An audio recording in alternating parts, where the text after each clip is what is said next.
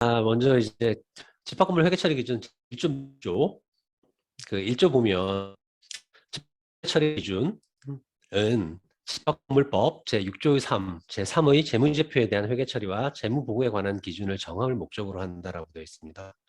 그래서 이제 집합건물 시행령 제6조의 3을 한번 보시면 오른쪽에 있어요.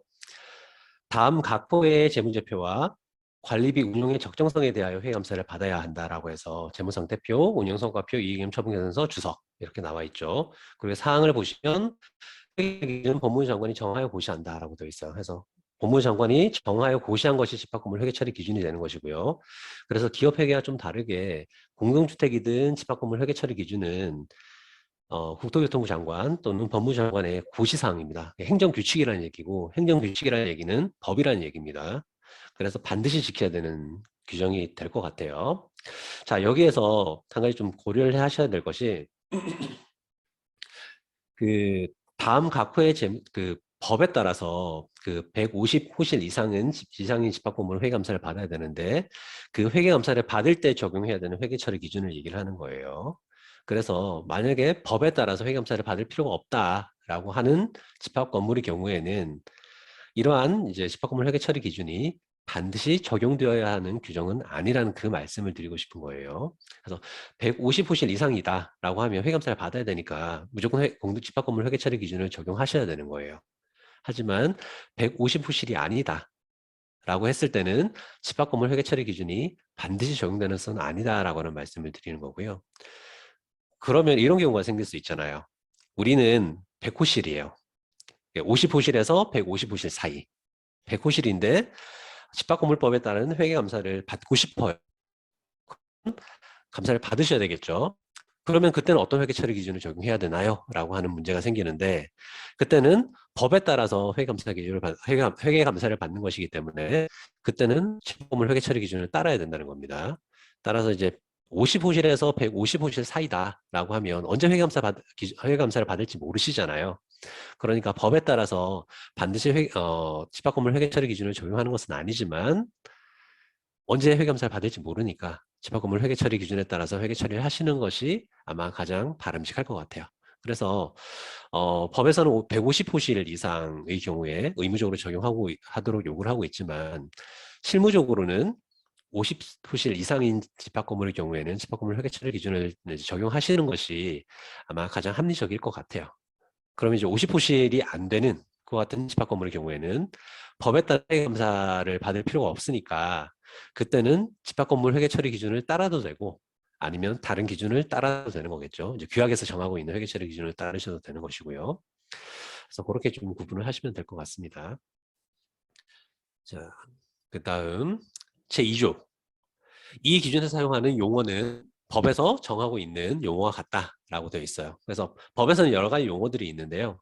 오른쪽에 제2조 정의를 보시면 구분 소유권이라고 하는 용어는 건물 부분을 목적으로 하는 소유권이라고 되어 있는데 다시 말해서 등기부 등본상에 소유자로 되어 있는 소유를 할 수 있는 그 권리 그것을 구분 소유권이라고 생각하시면 되는 거예요. 등기할 수 있는 권리. 제2호를 보시면 구분 소유자라고 있는데 구분 소유권을 가지는 자. 쉽게 얘기해서 그 건물의 소유자, 그 집합건물 해당 호실의 소유자, 등기부 등본상의 소유자라고 이해를 하시면 될 것 같아요. 그 다음 제3호는 전유 부분이라고 되어 있는데 이제 표현은 여러 가지로 쓰시는 거죠. 전유 부분, 뭐 전용 부분 이렇게 이제 여러 가지 표현들을 쓰시는데 법적인 용어는 전유 부분이고요. 이제 공동주택에서는 이제 전유 부분이라고 하는 표현도 쓰기는 써요. 그래서 그렇지만 이제 집합 건물에서는 전유 부분이 공식적인 명칭이고요. 전유 부분이라고 하는 것은 구분 소유권의 목적인 건물 부분이라고 해서 예를 들어서 이제 오피스텔 같은 경우에 분양 면적이 100이다. 라고 했을 때 실제로 전유 부분의 면적은 한 60 정도 되거든요. 한 60% 정도.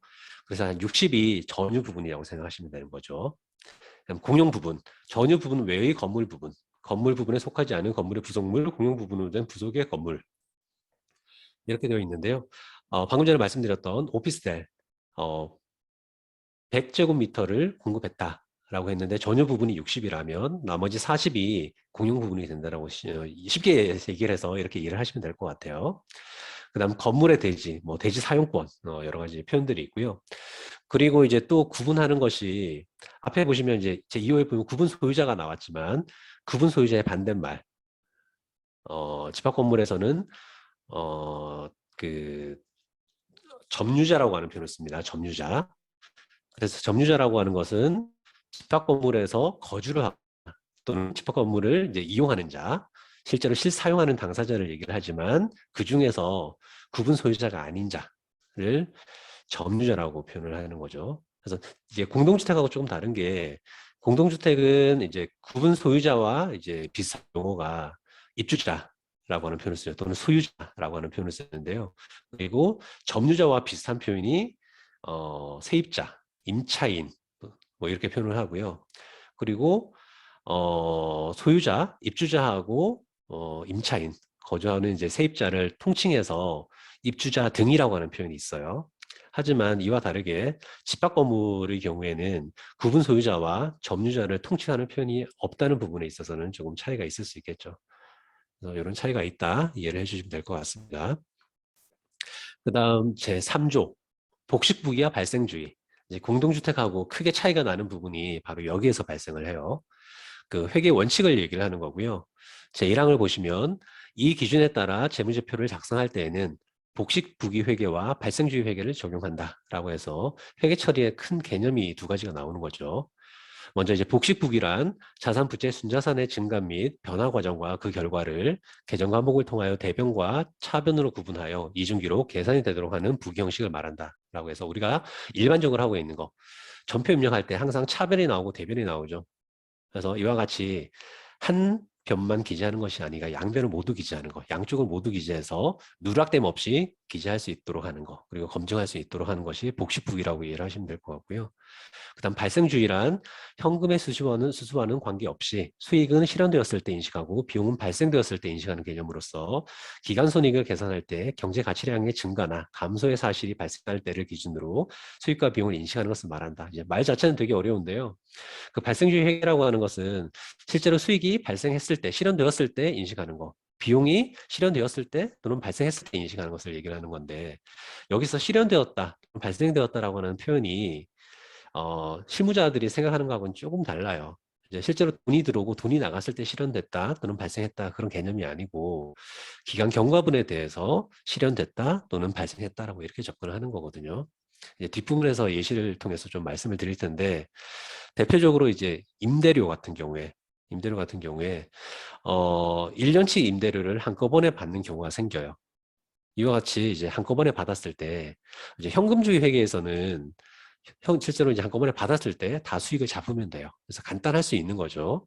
하지만 발생주의 회계 하에서는 실제로 현금을 받았을 때 이 임대료라고 하는 수익이 발생한 것이 아니고 기간이 경과했을 때, 한 달마다 기간이 경과했을 때 임대료 수익이 발생을 하게 되는 거죠. 그래서 발생주의 회계 하에서는 현금이 들어왔을 때 다 일시에 다 수익을 인식하는 것이 아니라 기간이 경과할 때마다, 다시 말해서 한 달이 경과할 때마다 수익을 인식하는 거, 이것을 발생주의 회계라고 얘기를 하는 거죠. 그래서 큰 개념이 두 가지가 있다. 복식부기, 발생주의 회계가 있다. 이렇게 이해를 하시면 될 것 같고요. 그 다음 제가 이제 공동주택하고 크게 차이가 난다고 말씀드렸는데 그것은 바로 발생주의 회계에서 차이가 나는 거죠. 이제 공동주택 회계 처리 기준에서는 관리외 수익의 경우에 이제 일반 관리 비용이나 또는 관리외 비용은 발생주의 회계에 따라서 해야 되는 겁니다. 이에 반해서 관리외 수익의 경우에는 발생주의가 원칙이지만 계정별로 해서 현금주의 회계 처리를 할 수 있게끔 하고 있어요. 그래서 임대료가 한꺼번에 들어왔을 때 공동주택의 선택에 따라서 일시에 다 비용을 수익을 인식할 수도 있고 또는 기간 경과분에 따라서 선수 수익 잡았다가 한 달씩 이제 수익을 인식할 수도 있는 그 같은 회계 처리를 모두 다 인정을 하고 있는데 반해서 집합 건물의 경우에는 현금주의 자체를 인정하지 않아요. 그래서 이것이 아마 앞으로 이제 내년부터 이제 회계감사를 받아보시면 이제 회계사님들이 한 분씩 얘기를 하실 거예요.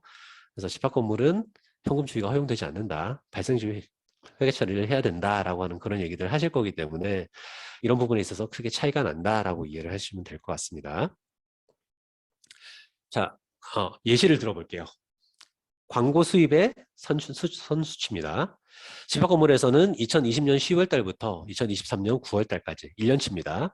1년치 광고 수입 1,200만 원을 한꺼번에 받았어요. 그리고 세금 계산서도 발행을 했어요. 9월 말에. 그리고 해당 금액을 또 9월 30일 날 수취를 했어요. 이와 같은 경우에 이제 공동주택은 어떻게 하느냐 하는 거죠. 현금주의 회계를 일반적으로 적용하시기 때문에 현금이 입금되는 시점에 관리외 수익을 인식을 합니다. 그래서 2020년 9월 30일 날 현금이 들어왔으니까 차변의 보통예금 1,320만 원, 대변의 광고 수입 1,200만 원, 그리고 대변의 부가세 유수금 120만 원 이렇게 회계 처리를 하는 거죠. 그리고 22년도 10월 31일 날 또는 12월 31일 날 회계 처리가 없어요. 현금주의 회계로서 회계 처리를 다 했으니까요.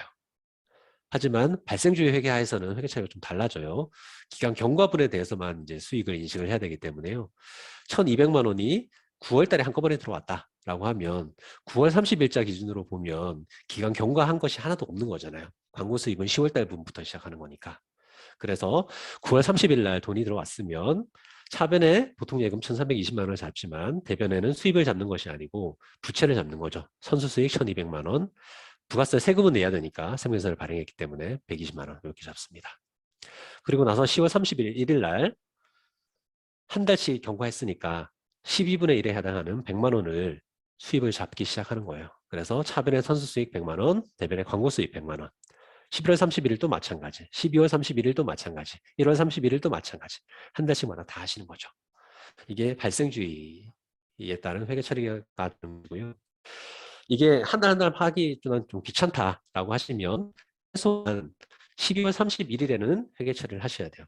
12월 31일 날 기준으로 보면 10월 달, 11월 달, 12월 달 세 달치가 경과했잖아요. 그러니까 최소한 12월 31일에는 차변에 선수수익 300만 원 없애고 대변에 광고 수입 300만 원을 잡는 이와 같은 회계 처리를 반드시 넣으셔야 되는 거죠. 그래서 매달 넣으셔도 되고 세 달치를 한꺼번에 12월 말에 한꺼번에 넣으셔도 되는 겁니다. 방법은 크게 상관이 없는데 중요한 것은 아무튼 2022 회계년도에 광고 수입은 300만 원이 잡혀야 된다는 거예요. 그래서 이게 발생주의 회계 처리 기준이 되는 거고요. 자, 조금 이해가 되셨는지 모르겠네요. 그 다음 수선적립금. 이제 공동주택의 경우에는 장기수선 충당금이죠. 이거 정기예금을 가입했을 때 어떻게 회계 처리할까? 또 마찬가지입니다. 자, 예시를 보면 집합건물에서는 수선적립금 1억 원을 2022년 10월부터 2023년 9월달까지 12개월 동안 연이자율 1%로 하여 은행에 정기예금으로 가입을 했어요. 그러면 연 1%니까 1% 하면 100만 원이 되겠죠. 1년 후에는 1억 100만 원을 받게 된다는 그런 얘기가 될 거죠. 자, 이 경우에 현금주의 회계 처리, 이제 공동주택에서 하고 있는 거죠. 관리외 수익이니까요. 현금이 입금되는 시점에 보통 관리외 수익을 인식을 하죠. 그래서 12월 31일 날 회계 처리가 없어요. 현금 들어온 게 없으니까. 하지만 다음 연도 9월 31일 날 돈이 들어올 거니까 돈이 들어올 때 이자 수익 100만 원 잡고 그리고 14% 선납법인세, 그리고 1.4% 선납지방소득세 잡고 나머지 금액은 보통 예금 잡죠. 그리고 나서 예치이자 전입액을 잡아요.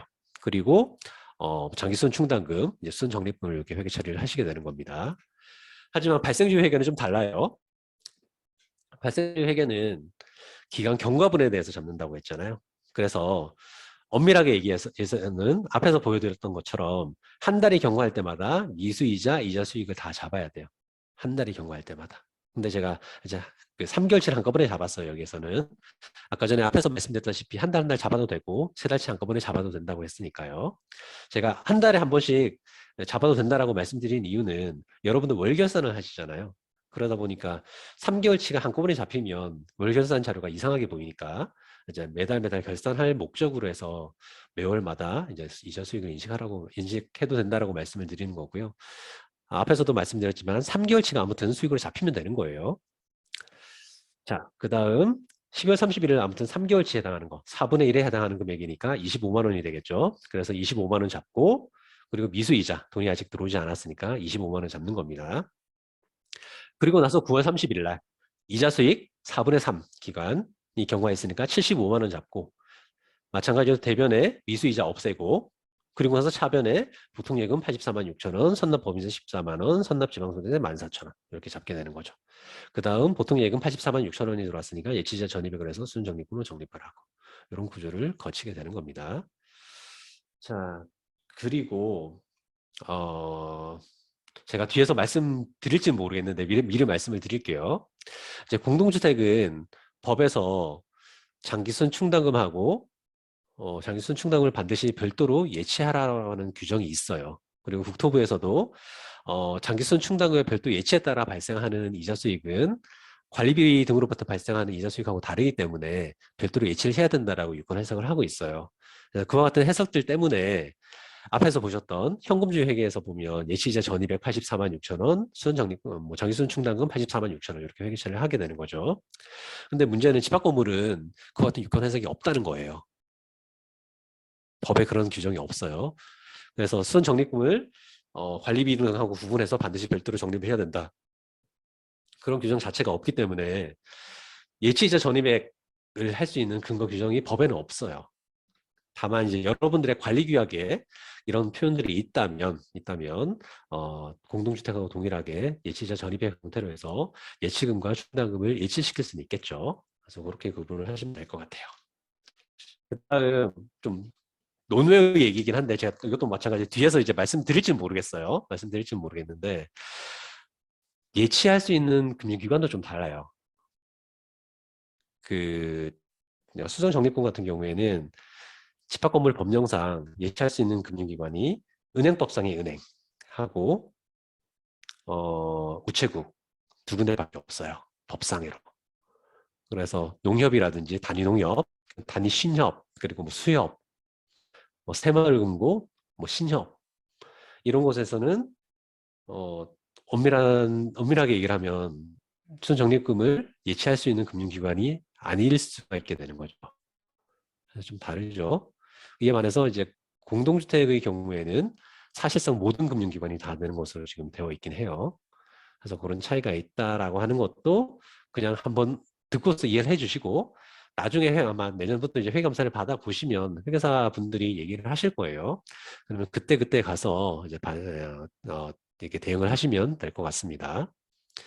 그다음 세 번째, 수목 전지 작업비의 지출입니다. 이건 비용이죠. 관리 비용입니다. 집합건물에서는 수목 전지 작업을 실시하고 용역업자로부터 청구서 및 매입수용인서서를 2022년 9월 30일에 발급받았으며 그 대금을 2022년 10월 25일 날 지급하였다. 자, 먼저 현금주의.